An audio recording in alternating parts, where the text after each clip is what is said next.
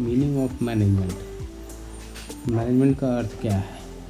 Management is the art of getting things done with others and management can be defined as the process of getting things done with the aim of achieving organisational goal effectively and efficiently. इसका अर्थ होता है कि management एक कला है जो दूसरों से काम कराने का तरीका है, और यह एक तरीका है जिससे हम ऑर्गेनाइजेशनल गोल को अचीव कर सकते हैं, वो भी इफ़िशिएंटली और इफ़ेक्टिवली। इफ़िशिएंसी एंड इफ़ेक्टिवनेस दो वर्ड है।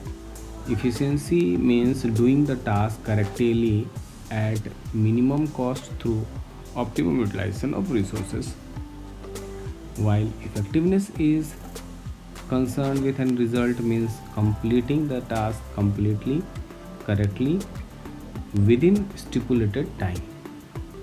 इस दोनों में अर्थ है काम तो दोनों में ही पूरा हो रहा है, उसमें रिसोर्सेज का सही से इस्तेमाल और कम खर्च में काम कर लेता है जो लोग, उसको इफ़िशिएंट या इफ़िशिएंसी कहा जाता है।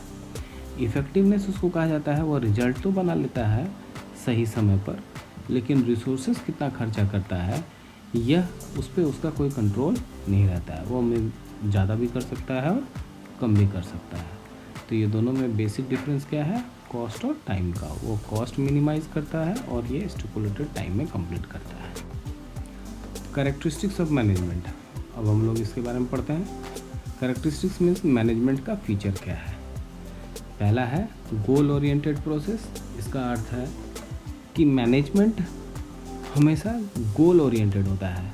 गोल ओरिएंटेड का अर्थ है कि उसके कोई निश्चित लक्ष्य होगा जिसे वो पूरा करना चाहता है और वह समय पे पूरा कर लेता है। परवेसिव मीन्स होता है universal in nature, means it is applicable in all types of business organisation, size, nature, location, whatever the factor. Next multi dimensional, it means it involves management of work, means किसी भी तरह के काम का management करना, people का management करना, operation का मैनेजमेंट करना, मतलब बहुत सारे एरिया में यह काम करता है, इसलिए इसे मल्टी डायमेंशनल भी कहते हैं। नेक्स्ट है कंटिन्यूअस प्रोसेस। कंटिन्यूअस प्रोसेस का मतलब क्या होता है कि यह लगातार चलने वाली क्रिया है, यह एक बार में काम करके ख़त्म नहीं किया जा सकता, यह इसे लगातार करते रहना पड़ता है। Group activity since involve the meaning and coordinating the activities of the different people as team attaining the desire of objective। मतलब ऑब्जेक्टिव को अचीव करने के लिए, ऑब्जेक्टिव मतलब बिजनेस का जो उद्देश्य है उसको पूरा करने के लिए ग्रुप एक्टिविटी का जो गोल है उसको अचीव करता है, तो उसको हम लोग ग्रुप एक्टिविटी कहते हैं। डायनेमिक फंक्शन मीन्स यह किसी भी सिचुएशन में काम कर सकता है, डिफरेंट सिचुएशन, जो अलग अलग सिचुएशन में भी काम कर सकता है उसको डायनेमिक फंक्शन कहते हैं, जैसा भी सिचुएशन हो उसके लिए। इनटेंजिबल फोर्स का मतलब है इसको हम लोग देख नहीं सकते पर महसूस कर सकते हैं। जहाँ का मैनेजमेंट अच्छा होगा वह महसूस किया जाएगा कि वह बहुत ही अच्छा है। अगर मैनेजमेंट ख़राब हुआ तो आप उसको देख सकते हैं, फील कर सकते हैं कि यहाँ का मैनेजमेंट अच्छा नहीं है। नेक्स्ट है ऑब्जेक्टिव ऑफ मैनेजमेंट। ऑब्जेक्टिव मतलब उद्देश्य। पहला है ऑर्गेनाइजेशनल ऑब्जेक्टिव, जिसमें सर्वाइवल, प्रॉफिट एंड ग्रोथ होता है। पहला सर्वाइवल, उसका ऑब्जेक्टिव क्या है कि मैनेजमेंट का मेन ऑब्जेक्टिव होता है कि वह बिजनेस एक्टिविटी को इंश्योर करे, बिजनेस रन करे for long time. Profit, next है profit is also very important part, that means every business has to run to earn profit for the reward of risk के रिवॉर्ड के लिए यह जरूरी। Next growth is also a very important because number of employee, number of product, investment, business size will increase, is known as growth of the business. It is also measured by the management. Next है social objective the benefit of the society friendly हो, ऐसा कोई भी practice नहीं किया जाए जो society के लिए अच्छा नहीं हो, सोशल डेवलपमेंट के लिए अच्छा नहीं हो। कुछ ऐसे ऑर्गेनाइजेशन हैं जो इस मामले में बहुत अच्छे हैं, जैसे टाटा कंपनी। वो अपने प्रॉफिट का अधिक से अधिक समाज सेवा में पैसा लगाता है। Personal objective is diverse personal objective of the people working in the organization have a recognized with the organizational objective। उनके अलग अलग ऑब्जेक्टिव होते हुए भी वह डिपेंड किस पे करता है, ऑर्गेनाइजेशन के ऑब्जेक्टिव पे डिपेंड करता है। नेक्स्ट है importance of management. Achieving group गोल।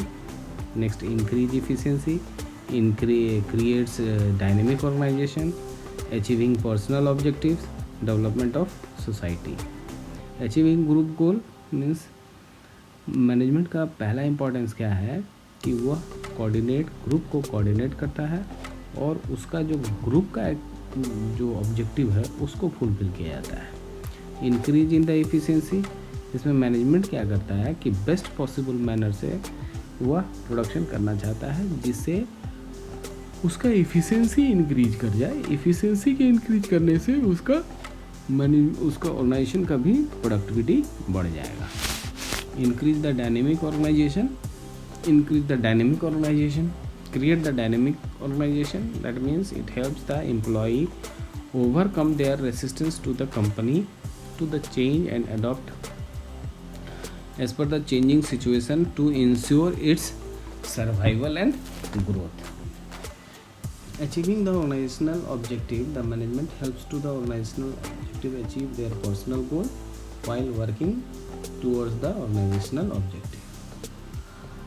मतलब पर्सनल ऑब्जेक्टिव को भी मैं आपके पर्सनल ऑब्जेक्टिव को भी अचीव कराना चाहता है। Development of the society, management helps in the development of the society, good quality of product, employment opportunity, adopting new technology, these are the development of the society. Management as an art. Management an art, skillful personal application, knowledge achieving the desired result, and it can be acquired study, observation and experience the features of the art। क्या क्या feature है इसके? पहला existence of theoretical knowledge and the personal application based on practice and creativity। ये सब feature एक art में होनी चाहिए, लेकिन ये सारा फीचर आर्ट में पाया नहीं जाता है, जिसकी वजह से मैनेजमेंट परफेक्टली आर्ट भी नहीं है। Management as a science is a systematic body of knowledge and that is based on general truth which can be tested anywhere any time. The feature of the sciences are as follows। पहला systematic body of knowledge, दूसरा principle based on experimentation and observation and universal validity। इसमें भी systematic body of knowledge तो होता है, पर principle based experiment and observation पाया तो जाता है, पर इसके रिजल्ट हमेशा एक जैसे नहीं होते हैं। और universal applicability, ये universal applicable इसके principles हैं, परंतु सभी जगह ये अप्लाई हो नहीं पाते हैं और यह एग्जैक्टली यह प्रिंसिपल साइंटिफिक ना हो करके इन एग्जैक्ट साइंस हो जाता है, जो बाद में सोशल साइंस के लिए की तरह ट्रीट किया जाता है। Management as a profession means professional लोग जैसे lawyer, chartered accountant, doctor, these are the professionals. Management भी प्रोफेशनल्स लोग की तरह काम करता है। Well defined body of knowledge, उसका एक डिफाइंड बॉडी ऑफ नॉलेज होगा। रिस्ट्रिक्ट एंट्री, कोई भी इसमें एंट्री इस तरह के पैसे में कोई आ नहीं सकता है बिना प्रॉपर एजुकेशन और क्वालिफिकेशन के बगैर। प्रोफेशनल एसोसिएशन, इसके प्रोफेशनल एसोसिएशन होते हैं, एथिकल कोड एंड कंडक्ट होता है एंड सर्विस मोटिव होता है। ये these are the features of profession. But the well defined body of knowledge तो पाया जाता है, पर रिस्ट्रिक्टेड एंट्री नहीं है। कोई भी मैनेजर आके बन सकता है, अकाउंटेंट बन सकता है, वो चाहे अप्रोप्रिएट डिग्री लिया हो या नहीं हो, लेकिन एक डॉक्टर नहीं बन सकता है। प्रोफेशनल एसोसिएशन इसके एक ग्रुप होते हैं। वैसे चार्टर्ड अकाउंटेंट का भी एक एसोसिएशन है, मैनेजमेंट का भी है, लेकिन वह भी स्ट्रिक्टली नहीं फॉलो किया जाता है। एथिकल कोड ऑफ कंडक्ट इनके भी हैं जो गाइडेड हैं पर बिहेवियरल, ज़्यादातर बिहेवियरल है। सर्विस मोटिव, इससे सर्विस मोटिव होता है serve it its client and management does not fulfil all the features, ये सभी फीचर को फुलफिल नहीं करता है, इसीलिए यह पूर्णतः प्रोफेसर नहीं है। होता है लेवल्स ऑफ मैनेजमेंट। मैनेजमेंट के डिफरेंट लेवल्स हैं, top level, middle level and operational, जिसे सुपरवाइजरी लेवल भी कहा जाता है, लोअर लेवल भी कहते हैं। लेवल जो है वो अलग अलग पोस्ट पे या रिस्पॉन्सिबिलिटी, ऑथोरिटी और स्टेटस के आधार पे उसको कहा जाता है। जैसे टॉप लेवल मैनेजमेंट में chairman, CEO, owner, these are the top level management. इनके चीफ टास्क क्या होते हैं? Integrate and coordinate the various activity of the business, framing the policy बनाना, formulating organisational goal, strategy, goal क्या है उन्हें drive करना। मिडिल लेवल कौन होते हैं? डिपार्टमेंटल हेड्स को मिडिल लेवल कहते हैं या सुपरिटेंडेंट्स को मिडिल लेवल कहते हैं। इनका मेन टास्क क्या होता है कि top level management to ensure the availability of resources to implement the policy को इम्प्लीमेंट करने के लिए जो रिसोर्सेज चाहिए वो होना चाहिए, उसके साथ कोऑर्डिनेट करना, इंश्योर करना अवेलेबिलिटी ऑफ नेसेसरी पर्सनल, कर्मचारी होने चाहिए, असाइन ड्यूटी और रिस्पॉन्सिबिलिटी, और उनको ड्यूटी और रिस्पॉन्सिबिलिटी भी दी जानी चाहिए, इसको देखना। Lower level consist of the foreman and supervisor, main task to ensure the actual implementation of the policy as per the direction worker advance before the management and maintain the discipline among the worker के भी बड़ा है का काम भी इसका है, lower level management का है। Next function of management. Function means उसके क्या काम है। इसके भी 5 हेड्स हैं, planning, organising, staffing, directing and controlling. Planning क्या होता है? ये decide in advance what to do, when to do, in future how to do, क्या करना है, कैसे करना है और किसके द्वारा कराना है, ये प्लानिंग का एक हिस्सा है। ये सबसे पहला फंक्शन है। दूसरा organisation, it is assign duty to grouping task, establishing authority, allocating resources required to carry out the specific plan. Specific plan के लिए आपको किस तरह के ग्रुप की ज़रूरत है, किस तरह का ऑथोरिटी, एलोकेशन चाहिए, रिसोर्सेज चाहिए, ड्यूटी किसको क्या असाइन करना है, these are the part of organising. Staffing is the finding the right person for the right job for the following series of steps and the includes training and development. Training and development के लिए इसकी ज़रूरत है। Directing is the leadership. Directing क्या है? Leadership है। Influence and motivate the employ, motivate करता है एम्प्लॉय को ताकि वो अपना काम अच्छे से कर सके। इसके अंतर्गत 4 चीज़ आता है, supervision, communication, leadership and motivation. Next है controlling. Controlling is a monitoring, ये चेक करता है कि जो काम उसको दिया गया वो ठीक से कर रहा है या नहीं। एक्चुअल परफॉर्मेंस को स्टैंडर्ड परफॉर्मेंस से साथ मैच कराया जाता है ताकि वो पहचान में आ जाए कि क्या प्रॉब्लम है जो स्टैंडर्ड परफॉर्मेंस को अचीव कर पा रहा है या नहीं। अगर नहीं कर पा रहा है तो उसके क्या कारण है, उसे कैसे सुधारा जा सकता है। नेक्स्ट है कोऑर्डिनेशन। कोऑर्डिनेशन होता है समन्वयन करना, तालमेल बनाए रखना। It's a synchronisation of all the function of the management, सारे फंक्शन ऑफ द मैनेजमेंट के साथ वो सिंक्रोनाइज करता है डिफरेंट लेवल में।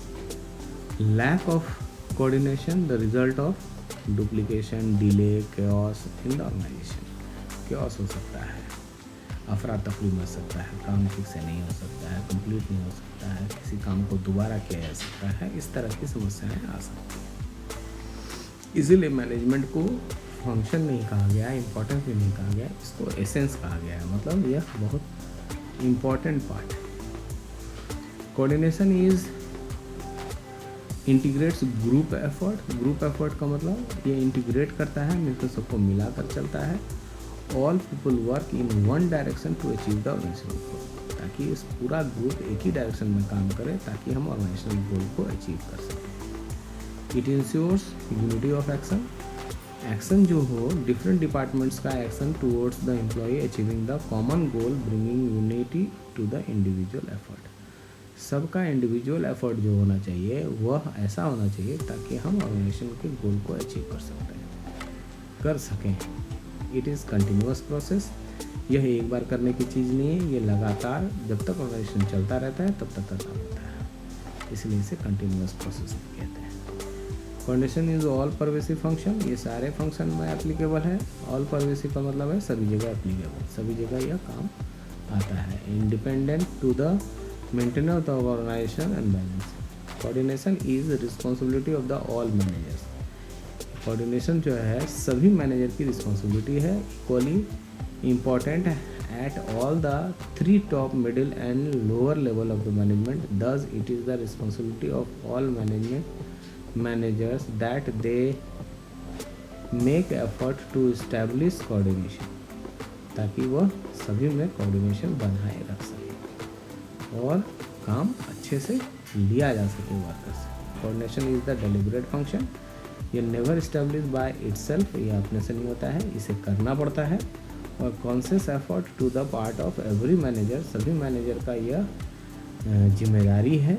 और coordination voluntary effort of the employ to help. और कोऑपरेशन जो है वॉलंटरी एफर्ट है, लेकिन कोऑर्डिनेशन डेलिब्रेट फंक्शन है, इसमें आपको करना पड़ेगा, आपका अपना एफर्ट लगाना पड़ेगा। उसमें है कि आप ना भी चाहते हुए भी आप कोऑपरेशन कर सकते हैं, ना चाहते हुए भी कर सकते हैं, चाहते हुए भी कर सकते हैं, ये आप पे निर्भर करता है, इसलिए ये वॉलंटरी है कोऑपरेशन। लेकिन coordination deliberately derived from the authority and responsibility. Okay, thank you.